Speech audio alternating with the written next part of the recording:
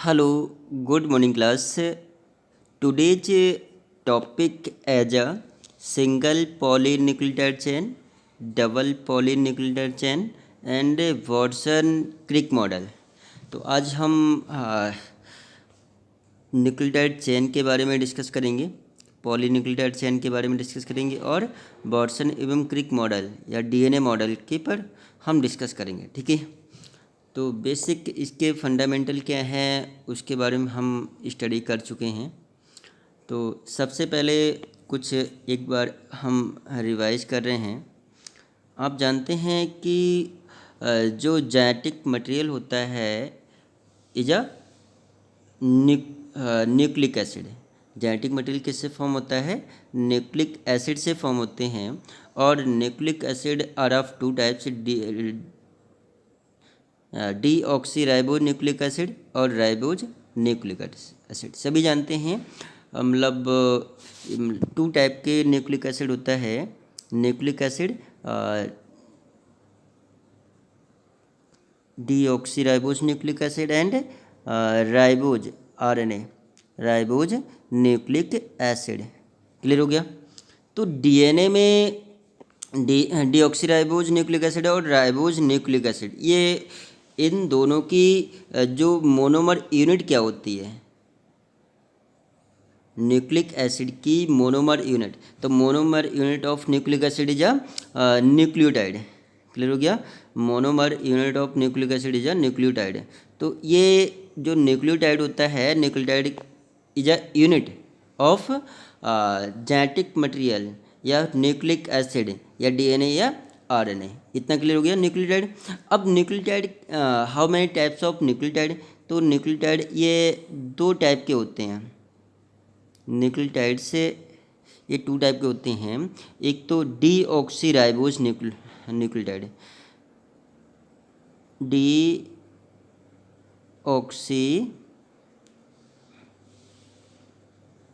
Ribose nucleotide, और दूसरा होता है राइबोज न्यूक्लियोटाइड। ठीक है, राइबोज न्यूक्लियोटाइड, न्यूक्लियोटाइड। क्लियर हो गया? तो यहाँ पर टू टाइप के न्यूक्लियोटाइड्स हो गए हैं। समझ के न्यूक्लियोटाइड कितने टाइप के होते हैं? डीऑक्सी राइबोज न्यूक्लियोटाइड और राइबोज न्यूक्लियोटाइड। क्लियर हो गया? तो डीऑक्सी राइबोज न्यूक्लियोटाइड किस में होता है? ये डीएनए में होगा। जब हम डीएनए बनाते हैं, डीएनए का फॉर्मेशन करते हैं, तो जो पॉलीमर्स होते हैं न्यूक्लियोटाइड के, जो पॉलीमर्स होते हैं, तो कौन सा पॉलीमर होगा न्यूक्लियोटाइड का? Deoxy ribo nucleotide. क्लियर हो गया? डीऑक्सी राइबो न्यूक्लियोटाइड होगा पॉलीमर का। और जब आरएनए बनाएंगे, जब आरएनए बनाते हैं तो राइबोज न्यूक्लियोटाइड का पॉलीमर होगा। किसका होगा? राइबोज न्यूक्लियोटाइड का पॉलीमर होगा। इतना पहले इतना समझेंगे राइबोज न्यूक्लियोटाइड कैसे बनेगा और डीऑक्सी राइबोज न्यूक्लियोटाइड कैसे बनेगा, ये मैं आपको बताऊंगा। लेकिन आपको ये मालूम है कि न्यूक्लियोटाइड का फॉर्मेशन कैसे होता है। ये सभी को मालूम है कि एक फॉस्फोरिक मॉलिक्यूल होगा, एक पेंटोज शुगर मॉलिक्यूल होगा और एक क्या होगा? नाइट्रोजन बेस होगा। ये तीन कंपोनेंट से मिलकर न्यूक्लियोटाइड्स बनते हैं। और न्यूक्लियोटाइड टू टाइप के होते हैं, डीऑक्सी राइबोज न्यूक्लियोटाइड और ribose nucleotide. Deoxy ribose nucleotide से बहुत सारे डीऑक्सी राइबोज न्यूक्लियोटाइड्स आपस में कंसिस्ट होंगे बाय द फॉस्फोडाइस्टर बॉन्ड। आपको जानते हैं न्यूक्लियोटाइड फॉस्फोडाइस्टर बॉन्ड से जुड़े होते हैं और पॉलीमर बनाते हैं। तो एक पॉलीन्यूक्लियोटाइड चेन बनाते हैं जिसे कहते हैं डीऑक्सी राइबोज न्यूक्लियोटाइड। और बहुत सारे ribose nucleotides consist together by their phosphodiester bond to form ribonucleic acid. क्या बनेगा? Ribonucleic acid. इतना क्लियर हो गया? अब यहाँ पर ये समझेंगे कि डीऑक्सी राइबोज न्यूक्लिक एसिड कैसे बने, डीऑक्सी राइबो न्यूक्लियोटाइड कैसे फॉर्म होगा और राइबो न्यूक्लियोटाइड कैसे फॉर्म होगा। यहाँ पर मैंने कुछ स्ट्रक्चर दिखा रखी है। ये स्ट्रक्चर सबसे पहले देखते हैं पेंटोज शुगर। तो आप जानते हैं पेंटोज शुगर के बेस पर होता है। तो पेंटोज शुगर टू टाइप का होता है। एक तो मतलब डीऑक्सी राइबोज पेंटोज शुगर होता है, एक राइबोज पेंटोज शुगर होता है। तो अगर हम पेंटोज शुगर कौन सा लेंगे? अगर डीऑक्सी राइबोज पेंटोज शुगर लेंगे तो इसमें डीएनए बनेगा, और राइबोज पेंटोज शुगर लेंगे तो मतलब आरएनए का फॉर्मेशन होगा। तो यहाँ पर ये जो दे रखा है स्ट्रक्चर ऑफ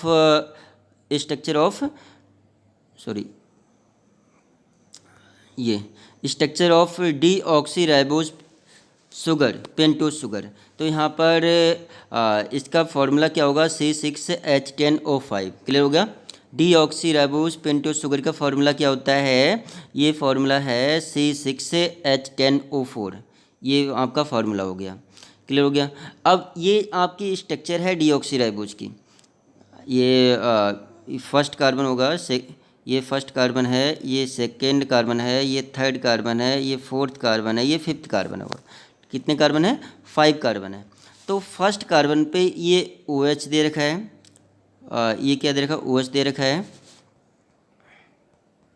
और दूसरी तरफ क्या होगा, H होगा। फर्स्ट कार्बन पे एक OH होगा तो क्या होगा, H होगा। और सेकंड कार्बन पे ऊपर H होगा तो नीचे भी H होगा। क्लियर होगा, नीचे H होगा। तो यहाँ पर बोथ साइड एक जैसी दिख रही हैं, बोथ साइड कैसी दिख रही हैं, एक जैसी दिख रही हैं। और यहाँ पर HOH होगा, अपोजिट होगा। ये जो थर्ड कार्बन है यहाँ पर HOH होगा। और जो फोर्थ कार्बन है, फोर्थ कार्बन H नीचे होगा और OH ऊपर होगा। जो फिफ्थ कार्बन पर CH2 होता है, कार्बन CH2 तो होगा ही, OH। तो ये हमने ये स्ट्रक्चर दिखा रखी है किसके, डीऑक्सीराइबोज पेंटोज शुगर की। और डीऑक्सीराइबोज पेंटोज शुगर का फॉर्मूला क्या हुआ, C6H10O4। क्लियर हो गया। नेक्स्ट हम बात करते हैं राइबोज शुगर की। ये क्या है, राइबोज शुगर है। डीऑक्सीराइबोज पेंटोज शुगर, अगर इसमें फर्स्ट कार्बन पे नाइट्रोजन बेस होगा, इसका न्यूक्लियोटाइड बनाएंगे तो डीएनए बनेगा। और राइबोज शुगर से लेकर पेंटोज शुगर में हम आरएनए में हम क्या लेंगे, राइबोज शुगर लेंगे, उसका न्यूक्लियोटाइड्स बनाते हैं तो क्या बनेगा, आरएनए बनेगा। तो इसमें राइबोज पेंटोज शुगर का फॉर्मूला होता है एक केवल थोड़ा सा ही डिफरेंस होता है, कुछ ही डिफरेंस होता है इसमें। तो इसका फार्मूला होगा C6H10O4 होगा डीऑक्सीराइबोज का, और राइबोज क्या होता है C6H10O4 O5 होता है। केवल इतना डिफरेंस है। क्लियर होगा। तो इसमें यहाँ पर HH सेम होता है, यहाँ पर OH ये वाला फॉर्म देखेंगे, ये दोनों फॉर्म OH और OH सिमिलर फॉर्म में होती हैं। तो डिफरेंस ये है। तो राइबोज में एक ऑक्सीजन मॉलिक्यूल इंक्रीज हो जाएगा और इसमें एक ऑक्सीजन मॉलिक्यूल कम हो जाएगा डीऑक्सीराइबोज में। क्लियर हो गया। तो हाँ, अभी मैंने आपको ये बताया कि बहुत सारे न्यूक्लियोटाइड आपस में कंसिस्ट होते हैं और क्या बनाते हैं, किसका फॉर्मेशन करते हैं, हाँ, पॉलीन्यूक्लियोटाइड चेन, डीएनए या आरएनए का फॉर्मेशन करते हैं। इतना क्लियर हुआ। तो डीऑक्सीराइबोज न्यूक्लियोटाइड कैसे बनेगा, राइबोज न्यूक्लियोटाइड कैसे बनेगा, ये मैंने यहाँ पर बता दिया। और बहुत सारे न्यूक्लियोटाइड मिलकर क्या बनाते हैं, पेंटोज शुगर, मतलब बहुत सारे न्यूक्लियोटाइड मिलकर पॉलीन्यूक्लियोटाइड बनाते हैं। क्या बनाते हैं, पॉलीन्यूक्लियोटाइड। एक सिंगल स्ट्रैंड पॉलीन्यूक्लियोटाइड चेन और डबल स्ट्रैंड पॉलीन्यूक्लियोटाइड चेन के बारे में हम बता रहे हैं। सबसे पहले कि जो न्यूक्लियोटाइड्स होते हैं, न्यूक्लियोटाइड्स हैं। अब यहाँ पर मैंने दिखा रखा है, ये देखेंगे बेटा ध्यान से, ये वाले स्ट्रक्चर, इसको हम देखते हैं। Many nucleotides are joined to each other by phosphodiester bond. बहुत सारे न्यूक्लियोटाइड होते हैं वो जॉइंट होते हैं, किसके थ्रू जॉइंट होते हैं, फॉस्फोडाइस्टर बॉन्ड के थ्रू जॉइंट होते हैं। अब न्यूक्लियोटाइड कैसे फॉर्म होते हैं, न्यूक्लियोटाइड ये दिखा रखा है यहाँ, जो हम सर्कल कर रहे हैं, ये वाला जो सर्कल कर रहे हैं, तो ये एक न्यूक्लियोटाइड है, एक न्यूक्लियोटाइड से। कैसे, कि ये तो ये वाला आपका हो गया नाइट्रोजन बेस हो गया, एक नाइट्रोजन बेस हो गया, ठीक है। ये पेंटोज शुगर हो गया, ये वाला पेंटोज शुगर हो गया, ये फॉस्फोरिक एसिड हो गया। तो तो ये पेंटोस शुगर है, ये नाइट्रोजन बेस है, ये फॉस्फोरिक एसिड है। तीन चीज़ें मिलकर क्या बनाते हैं, न्यूक्लियोटाइड बनाते हैं। तो यहाँ पर मैंने इसके बॉन्ड के थ्रू बता रखा है बॉन्ड कैसे बनते हैं और इनकी प्रॉपर स्ट्रक्चर। ये पेंटोस शुगर की प्रॉपर स्ट्रक्चर है। डीऑक्सीराइबोज, ये क्या है, डीऑक्सीराइबोज, ये C6H5O4, ठीक है, और आरएनए में O5 होता है, ठीक है। तो यहाँ पर ये वाली जो HH जो फॉर्म दिख रही है, ये तो फर्स्ट कार्बन पे क्या होता है, नाइट्रोजन बेस होता है, सभी को मालूम है। ये जो क्या है, फर्स्ट कार्बन है ये वाला, और ये सेकंड कार्बन है, ये थर्ड कार्बन है, ये फोर्थ कार्बन है, ये फिफ्थ कार्बन है, ठीक है। तो यहाँ पर हमने फर्स्ट कार्बन जो है आपका, ये जो फर्स्ट कार्बन है, फर्स्ट कार्बन पे हमने क्या ऐड किया, नाइट्रोजन बेस ऐड किया। फर्स्ट कार्बन पे सभी जानते हैं कि फर्स्ट कार्बन पे क्या होता है, नाइट्रोजन बेस होता है। क्लियर हो गया, फर्स्ट कार्बन पे नाइट्रोजन बेस होता है। सेकंड कार्बन पे कुछ नहीं होता है। थर्ड कार्बन पे हाइड्रोक्साइड ग्रुप होता है। क्लियर हो गया, जो थर्ड कार्बन होता है उस पर हाइड्रोक्साइड, ये दे रखा है, हाइड्रोक्साइड ग्रुप होता है। तो ये भी ध्यान रखना, मतलब हाइड्रोक्साइड जो ग्रुप होता है वो किस कार्बन पे होता है, थर्ड कार्बन पे होता है, और थर्ड कार्बन से ही, हाइड्रोक्साइड ग्रुप से ही अनदर न्यूक्लियोटाइड जुड़े होते हैं। तो ये जो दूसरा न्यूक्लियोटाइड है ये इससे कनेक्ट है, तो किस कार्बन से कनेक्ट है, थर्ड कार्बन से कनेक्ट है। क्लियर हो गया, जो अनदर न्यूक्लियोटाइड जुड़े होते हैं on their third carbon of the other nucleotide. तो जो अनदर न्यूक्लियोटाइड होते हैं उसके थर्ड कार्बन से न्यूक्लियोटाइड अटैच होता है। नेक्स्ट क्या हो गया कि ये फोर्थ कार्बन हो गया, ये फिफ्थ कार्बन हो गया। तो फिफ्थ कार्बन से फॉस्फोरिक एसिड ऐड है, ये फॉस्फोरिक एसिड हो गया। फॉस्फोरिक एसिड को हम पीछे भी, खाली पीछे भी डोनोट करते हैं। क्लियर हो गया, तो खाली ओनली जो हमने इसकी जो स्ट्रक्चर दिखा रखी है, बॉन्ड बनाते समय भी दिखा रखा है। तो नॉर्मल ये यहाँ पर फर्स्ट कार्बन पे एक नाइट्रोजन बेस हो गया, ये पेंटोस शुगर हो गया, ये फॉस्फोरिक एसिड हो गया, और फॉस्फोरिक एसिड ये मतलब अनदर न्यूक्लियोटाइड के थर्ड कार्बन पे अटैच है। तो ये मतलब एक बॉन्ड बनाता है, इसमें एक बॉन्ड बनेगा यहाँ पर, यहाँ पर ये जो बॉन्ड बन रहा है फॉस्फोरस से और थर्ड कार्बन पे अटैच हो रहा है। तो ये कौन सा बॉन्ड है, ये कौन सा बॉन्ड है बताएंगे बेटा, ये फॉस्फोडाइस्टर बॉन्ड है। क्लियर हो गया, तो मतलब अनदर न्यूक्लियोटाइड के जो फॉस्फेट ग्रुप होता है वो किसी दूसरे न्यूक्लियोटाइड के थर्ड कार्बन से अटैच होता है। तो इसमें जो बॉन्ड बनता है फॉस्फोडाइस्टर बॉन्ड बनता है, और फॉस्फोडाइस्टर बॉन्ड के थ्रू ही न्यूक्लियोटाइड आपस में जुड़े होते हैं। क्लियर हो गया, तो यहाँ पर मैंने किसके बारे में बताया, ये मतलब न्यूक्लियोटाइड्स के बॉन्ड के बारे में बताया कि बॉन्ड कैसे जुड़े होते हैं, कैसे क्या होते हैं। नॉर्मल जो न्यूक्लियोटाइड होते हैं, नॉर्मल न्यूक्लियोटाइड, यहाँ पर ये मैं प्रॉपर स्ट्रक्चर दिखा रहा हूँ कि न्यूक्लियोटाइड आपस में कैसे जुड़े होते हैं। एक ये न्यूक्लियोटाइड हो गया, ये वाला न्यूक्लियोटाइड हो गया, एक ये वाला न्यूक्लियोटाइड, दो न्यूक्लियोटाइड्स हो गए। क्लियर हो गया, कितने न्यूक्लियोटाइड्स हो गए, दो न्यूक्लियोटाइड्स हो गए। अब ये जो न्यूक्लियोटाइड्स हैं, बोथ न्यूक्लियोटाइड आपस में ये जुड़े हैं फॉस्फोडाइस्टर बॉन्ड, मैंने दिखा रखा है, ये वाला जो बॉन्ड दिखा रखा है फॉस्फोडाइस्टर बॉन्ड। तो ये फिफ्थ कार्बन है, ये फिफ्थ कार्बन है, और फिफ्थ कार्बन से फॉस्फोरिक एसिड जुड़ा हुआ है, और फॉस्फोरिक एसिड मतलब अनदर न्यूक्लियोटाइड के थर्ड कार्बन से अटैच है। क्लियर हो गया, अनदर न्यूक्लियोटाइड के थर्ड कार्बन से अटैच है ये फॉस्फोरिक एसिड जो है, ये जो बॉन्ड अटैच है। तो यहाँ पर दो न्यूक्लियोटाइड आपस में जुड़े हुए हैं, ये जो दिख रहे हैं दो न्यूक्लियोटाइड आपस में जुड़े हुए हैं बाय देयर फॉस्फोडाइस्टर बॉन्ड। तो इसी टाइप से बहुत सारे न्यूक्लियोटाइड आपस में जुड़े होते हैं। अब अगर इसको हम यहाँ पर ये देख रहे हैं, ये वाली जो स्ट्रक्चर दिख रही है, ये वाली जो स्ट्रक्चर हम देख रहे हैं, क्लियर हो गया। तो फर्स्ट कार्बन पे क्या होता है, आप बताइए, फर्स्ट कार्बन पे क्या होता है, नाइट्रोजन बेस होता है, ठीक है। थर्ड कार्बन से, जो थर्ड कार्बन होता है ये वाला, ये जो थर्ड कार्बन होता है इसका, तो इससे अनदर न्यूक्लियोटाइड का जो फॉस्फेट मॉलिक्यूल होता है वो अटैच होता है, तो इसे क्या बोलते हैं, फॉस्फोडाइस्टर बॉन्ड बोलते हैं। क्लियर हो गया। और फिफ्थ कार्बन जो है, फिफ्थ कार्बन पे फॉस्फोरिक एसिड है।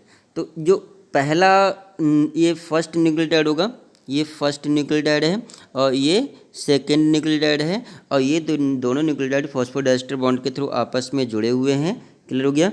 ये दोनों न्यूक्लियोटाइड फॉस्फोडाइस्टर बॉन्ड के थ्रू आपस में जुड़े हुए हैं। इतना क्लियर हो गया।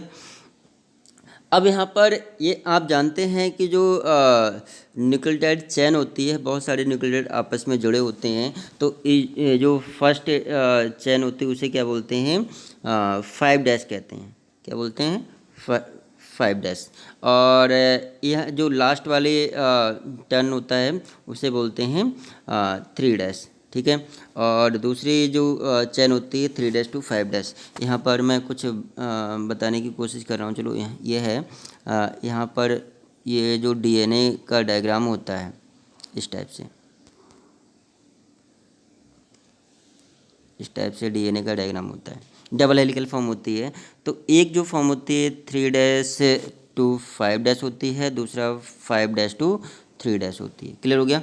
तो ये कुछ इस टाइप से होती है। तो इसे क्यों बोलते हैं 5 डैश टू 3 डैश और 3 डैश टू 5 डैश, ये बार बार क्वेश्चन आता है एग्जाम में।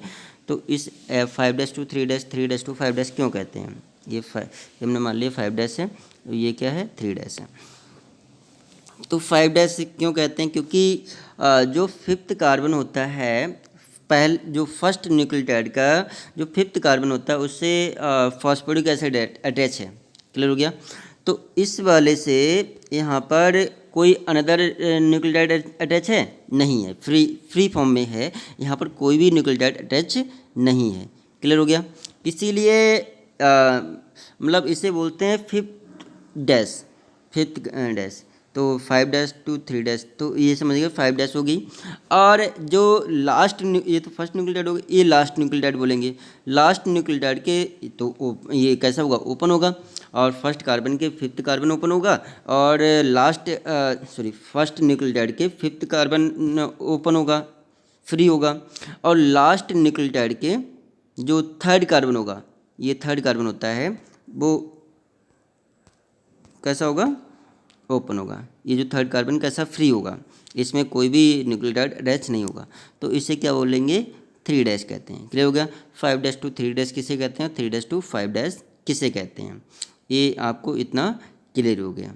इसी टाइप से मतलब दूसरी जो फॉर्म होगी, यहाँ से और भी मॉलिक्यूल न्यूक्लियोटाइड अटैच होंगे, तो वो कैसी फॉर्म होगी, एंटी पैरेलल होती है। तो ये कैसे होगी, 3 डैश, ये 3 डैश टू 5 डैश होगी। एक दूसरे के 5 डैश टू 3 डैश होगी, तो दूसरी क्या होगी फॉर्म, 3 डैश टू 5 डैश होगी।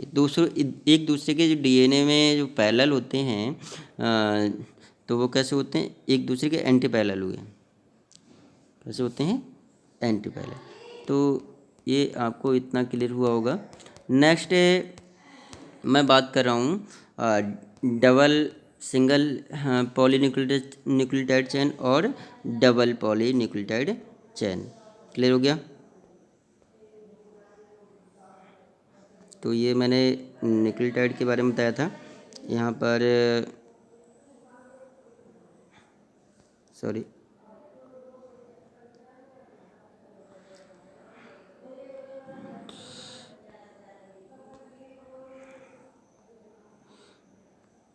ये पॉलीन्यूक्लियोटाइड चेन, सिंगल स्टैंड और डबल स्टैंड पॉलीन्यूक्लियोटाइड चेन के बारे में आज हम डिस्कस करेंगे। ओके स्टूडेंट्स, तो आप जानते हैं कि ये स्ट्रक्चर दिख रही है,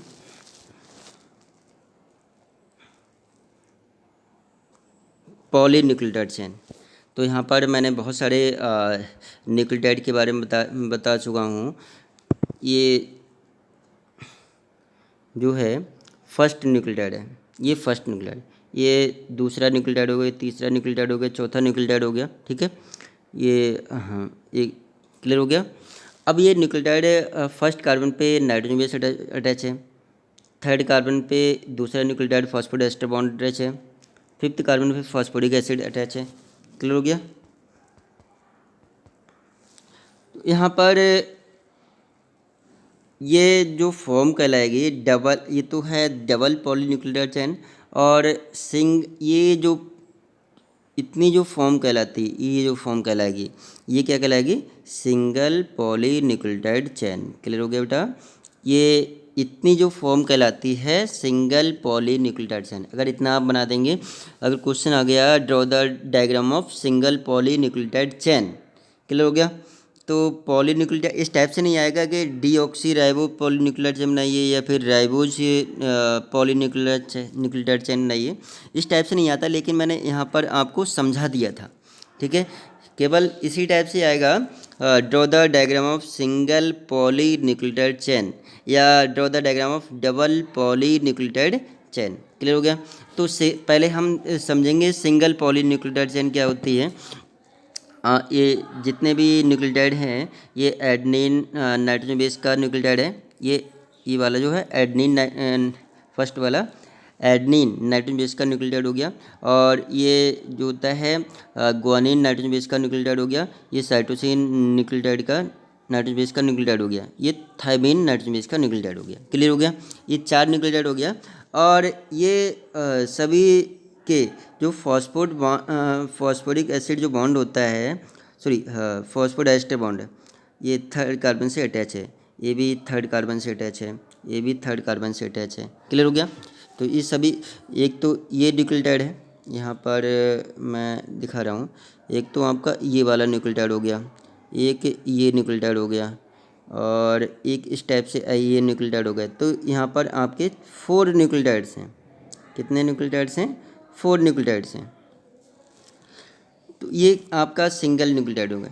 डबल पॉलीन्यूक्लियोटाइड चेन, ये तो आपके हमने मान लिया 5 डैश मान लिया। ये क्या मान लिया? ये मान लिया 5 डैश, और ये वाली मान ली 3 डैश। ठीक है, 5 डैश टू 3 डैश, क्योंकि सिंगल पॉलीन्यूक्लियोटाइड चेन,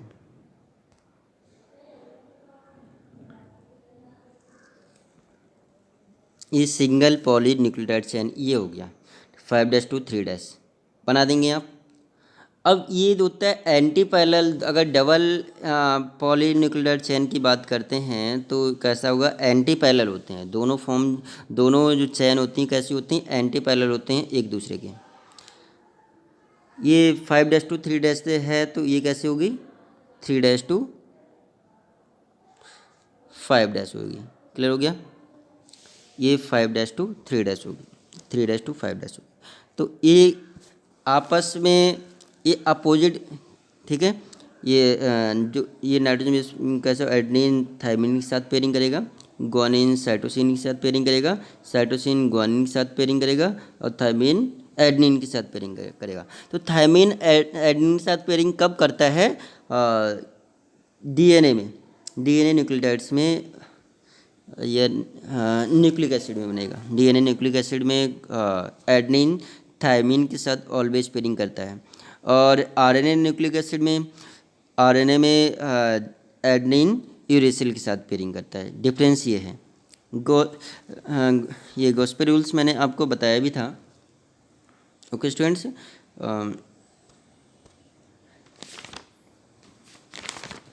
यहाँ पर मैंने चारगाफ रूल्स आपको बताया था। चारगाफ रूल्स में जो प्यूरिन होते हैं, पैरामिडिन्स होते हैं, प्यूरिन एंड पैरामिडिन्स, तो प्यूरिन एंड पैरामिडिन्स बोथ इक्वल होते हैं टू ईच अदर।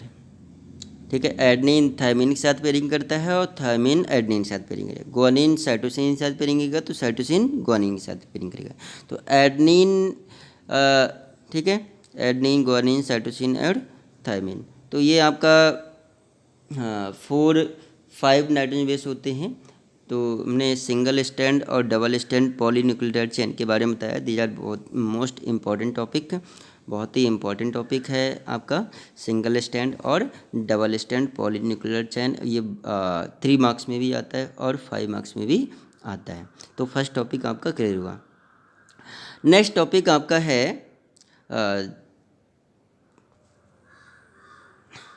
बॉर्डसन एवं क्रिक मॉडल। ओके स्टूडेंट्स, तो बॉर्डसन एवं क्रिक मॉडल किसने दिया? आपका नाम से ही पहचाना जा रहा है, साइंटिस्ट बॉर्डसन और क्रिक ने दिया होगा। ठीक है, बॉर्डसन और क्रिक, तो 2 साइंटिस्ट थे, एक बॉर्डसन थे और दूसरे क्रिक थे। उन्होंने डीएनए के मॉडल को डिफाइन किया था। डीएनए के जो डबल हेलिक्स मॉडल था उन्होंने बताया था।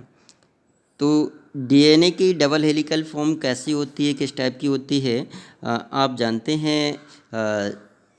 अभी मैंने डीएनए के बारे में ही बताया, तब से हम डीएनए के बारे में ही स्टडी कर रहे हैं। चलो,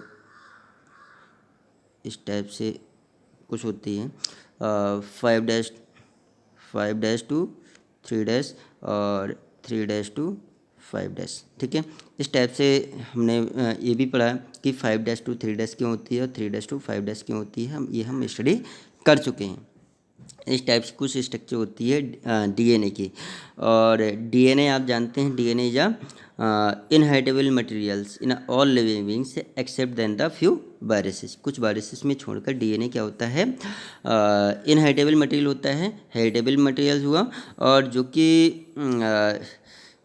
कि ये ट्रांसमिट करते थे जनरेशन टू जनरेशन हमारे जेनेटिक करेक्टर्स को। हमारे जेनेटिक जो मैसेज होता है, इंफॉर्मेशन होती है, करेक्टर्स होते हैं, वो जनरेशन टू जनरेशन ट्रांसमिट करने में हेल्प करते हैं।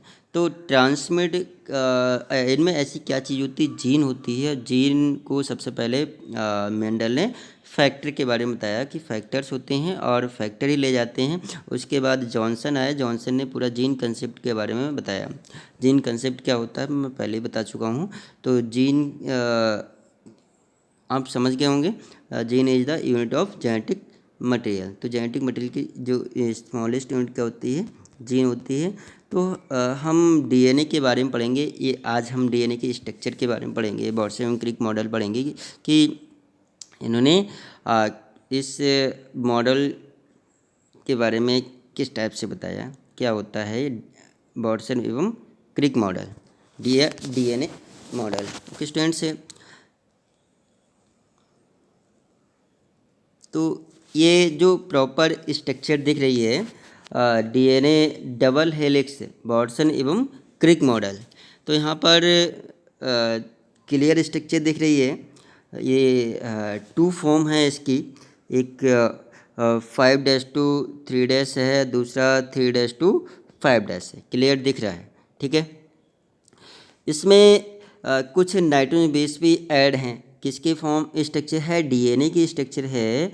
तो डीएनए के स्ट्रक्चर में नाइट्रोजन बेस ये दिख रहे हैं, ये क्या दिख रहे हैं बेटा, नाइट्रोजन बेस दिख रहे हैं। एडेनिन किसके साथ पेयरिंग कर रहा है, थायमिन के साथ पेयरिंग कर रहा है। ग्वानिन किसके साथ पेयरिंग कर रहा है, साइटोसिन के साथ पेयरिंग करेगा। साइटोसिन ग्वानिन के साथ पेयरिंग करेगा, थायमिन एडेनिन के साथ पेयरिंग कर रहा है। ठीक है, इस टाइप से ये अरेंज होते हैं। क्योंकि आप जानते हैं चारगाफ रूल्स आपने पढ़ा है, बहुत ही इंपॉर्टेंट चारगाफ रूल्स है। ये बार बार आपके एग्जाम में भी आता रहता है। चारगाफ रूल्स क्या होता है आप जानते हैं। जो प्यूरिन होता है, purine always equal to the pyrimidine. तो ये इतना ध्यान रखना, जो प्यूरिन होते हैं वो पायरिमिडीन के इक्वल होते हैं। और प्यूरिन एडेनिन और ग्वानिन होते हैं, और पायरिमिडीन से साइटोसिन, थायमिन एंड यूरेसिल होते हैं। क्लियर हो गया? तो यहाँ पर मैं पहले बता चुका हूँ कि जो एडेनिन ऑलवेज पेयर बनाता है, डीएनए में थायमिन के साथ पेयर बनाता है, और आरएनए में यूरेसिल के साथ पेयर बनाता है। और इनमें जो हाइड्रोजन बॉन्डिंग होती है वो कैसी होगी, ट्रिपल होगी। ट्रिपल हाइड्रोजन बॉन्डिंग होती है, और ये इनके बिटवीन जो बॉन्डिंग दिखाई जाती है डॉटेड लाइन के थ्रू दिखाई जाती है। क्लियर हो गया? इतना आपको मैं बार बार बता चुका हूँ। जो साइटोसिन होता है, जो यहाँ पर साइटोसिन होता है, वो किसके साथ पेयरिंग करता है? ग्वानिन के साथ पेयरिंग करेगा, या ग्वानिन साइटोसिन के साथ पेयरिंग करता है ऑलवेज। क्लियर हो गया? तो इनके बिटवीन जो बॉन्ड होता है वो डबल हाइड्रोजन बॉन्डिंग होती है, और डॉटेड लाइन के थ्रू ही शो करते हैं। तो एडेनिन क्या है? प्यूरिन है, और थायमिन पैरामिडिन है। ये एक दूसरे के इक्वल हैं। तो ये किसने बताया था? साइंटिस्ट चारगॉफ ने बताया था। ये इसे इन्हीं के नाम से ये रूल भी फॉलो हो गया, चारगॉफ रूल्स। ओके स्टूडेंट्स, तो ये चारगॉफ रूल्स मैं कई एक बार बता चुका हूँ। हम आते हैं वाटसन एवं क्रिक मॉडल पर आते हैं। और वाटसन एवं क्रिक मॉडल में डबल टू हेलिकल फॉर्म्स होती हैं। एक 5-3 फॉर्म स्टैंड होता है, और एक होता है 3-5। टू स्टैंड होते हैं यहाँ पर। क्लियर हो गया? मैं बार बार बता चुका हूँ। यहाँ पर टू स्टैंड्स होते हैं।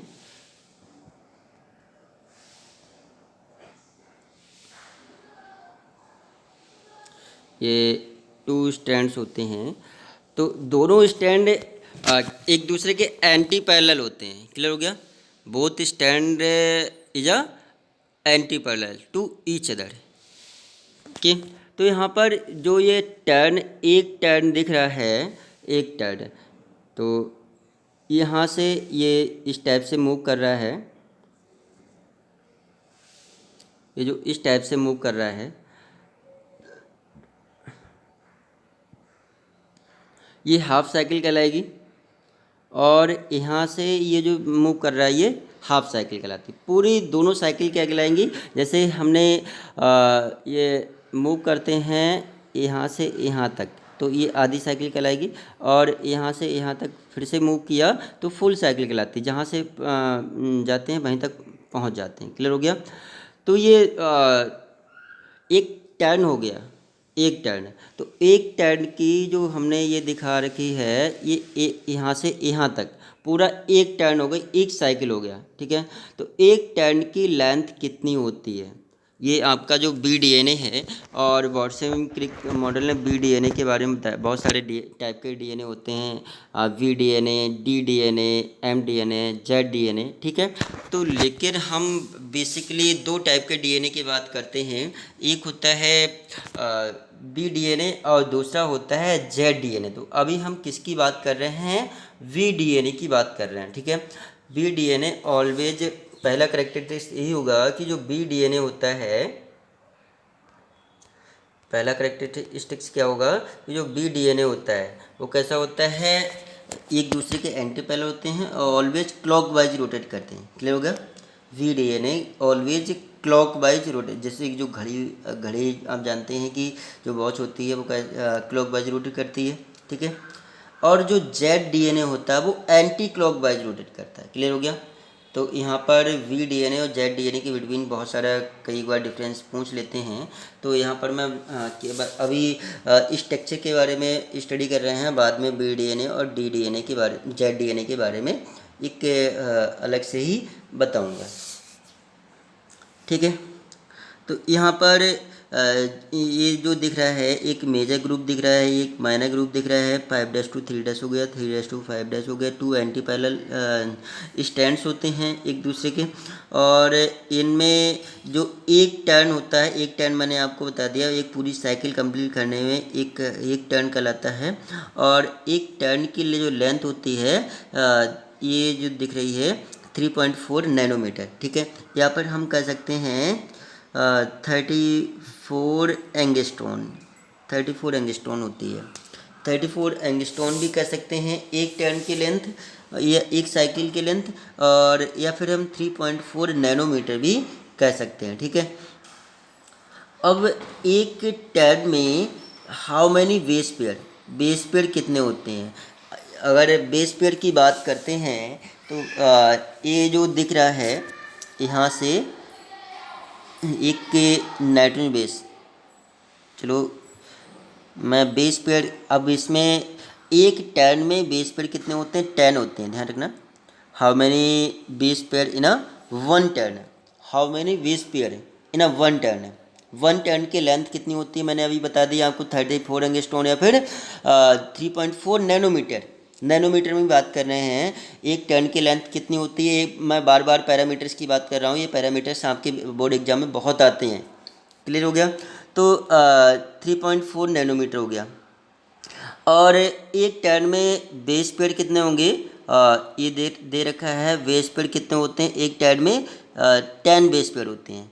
यहाँ पर मैंने नोट कर रखा है 10 बेस पेयर हो गए। तो एक बेस पेयर कितना होता है? एक बेस पेयर ये जो हो गया, ये जो होते हैं, या यहाँ से ये दिखा दो, तो ये एक बेस पेयर होता है। ये क्या है? Base pair. ठीक है, ये भी हम कह सकते हैं बेस पेयर। ओके, तो बेस पेयर की लेंथ कितनी होती है? एक बेस पेयर की लेंथ कितनी होती है? 0.34 नैनोमीटर। क्लियर हो गया?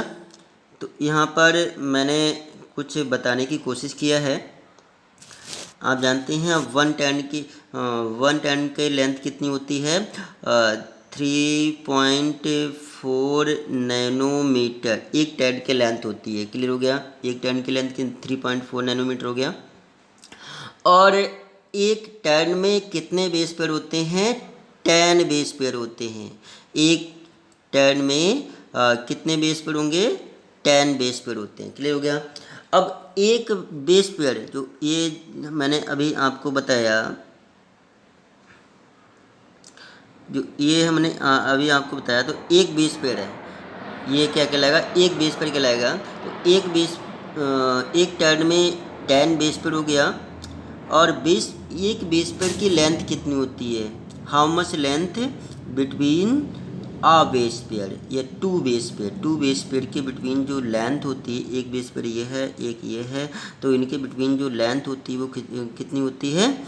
0.34 नैनोमीटर। क्लियर हो गया? मैं नैनोमीटर में ही बात कर रहा हूँ। ये एक टर्न की लेंथ होती है। ये बिटवीन टू बेस पेयर के बिटवीन जो डिस्टेंस होता है, ये 0.34 नैनोमीटर। एक टर्न में हाउ मैनी बेस पेयर कितने होते हैं? 10 बेस पेयर होते हैं। क्लियर हो गया? तो यहाँ पर मैंने दिखा भी दिया है। One turn length about 3.4 nanometre. और in one turn base pair in one pair base pair एक टर्न में 10 बेस पेयर होगा। और length between two base pair, मतलब टू बेस पेयर की लेंथ कितनी होती है? 0.34 नैनोमीटर होगा। और the angle of base pair, तो बेस पेयर में जो एंगल इस टाइप से रोटेट करते हैं ये, तो इनमें जो एंगल बनता है, ये जो एंगल बन जाएगा, ये जो एंगल बन जाता है इसमें, यहाँ पर जो मूव करते हैं इस टाइप से एंगल बनता है। तो एंगल कितना होता है? मैंने एंगल समझ गए होंगे। जो बेस पेयर के बिटवीन जो एंगल बनता है, एंगल कितने डिग्री का होगा? 36 डिग्री का होगा। क्लियर हो गया? ये सारे पैरामीटर ध्यान रखना। अच्छा, डायमीटर ऑफ डीएनए का जो डायमीटर होता है वो कितना होता है? 2 नैनोमीटर होगा। तो इसका डायमीटर हम जानते हैं, इसकी जो चौड़ाई जो होती है डीएनए की, ये बहुत माइनर ग्रुप और मेजर ग्रुप दोनों मिलाकर ये डायमीटर कहलाता है। तो इसका डायमीटर कितना होगा? 2 नैनोमीटर। क्लियर होगा? द लेंथ ऑफ डीएनए, अच्छा डीएनए की लेंथ कितनी होती है? 2.2 मीटर। ध्यान रखना, ह्यूमन बीइंग में डीएनए की लेंथ कितनी होती है? ये कई बार क्वेश्चन आ चुका है। ह्यूमन बीइंग में डीएनए की लेंथ कितनी होती है? 2.2 मीटर। और इसका डीएनए का डायमीटर कितना होता है? 2 नैनोमीटर होगा। अब इन ह्यूमन हैप्लॉइड सेल, क्योंकि ह्यूमन में मतलब गैमेट्स होते हैं, मेल गैमेट फीमेल गैमेट से, ये गैमेट्स ऑलवेज कैसे होते हैं? हैप्लॉइड होते हैं। और जिसे जर्म सेल कहते हैं, और सोमैटिक सेल होती हैं, वो कैसे होती हैं? डिप्लॉइड होती हैं। क्लियर हो गया? जर्म सेल से हैप्लॉइड होती हैं, सोमैटिक सेल डिप्लॉइड होती है। दो टाइप की सेल होती है हमारी बॉडी में, ह्यूमन बीइंग में। तो जो in human haploid cell, in human haploid cell में 3.3 इंटू 10⁻9 बेस पेयर होते हैं। क्लियर हो गया कि हैप्लॉइड ह्यूमन सेल में कितने बेस पेयर होते हैं। हैप्लॉइड ह्यूमन सेल में how many base pair in a haploid human cell, 3.3 into 10⁻9 base pair. और in human diploid cell, somatic cell कैसे होती हैं, डिप्लॉयड होती हैं, तो डिप्लॉयड ह्यूमन सेल में इसका डबल हो जाएगा, डिप्लॉय मतलब डबल होगा, 6.6 इंटू 10⁻9 बेस पेयर। क्लियर हो गया। हैप्लॉयड में 3.3 इंटू 10⁻9 बेस पेयर होंगे और डिप्लॉयड में 6.6 इंटू 10⁻9 बेस पेयर होंगे। ओके, क्लियर हो गया।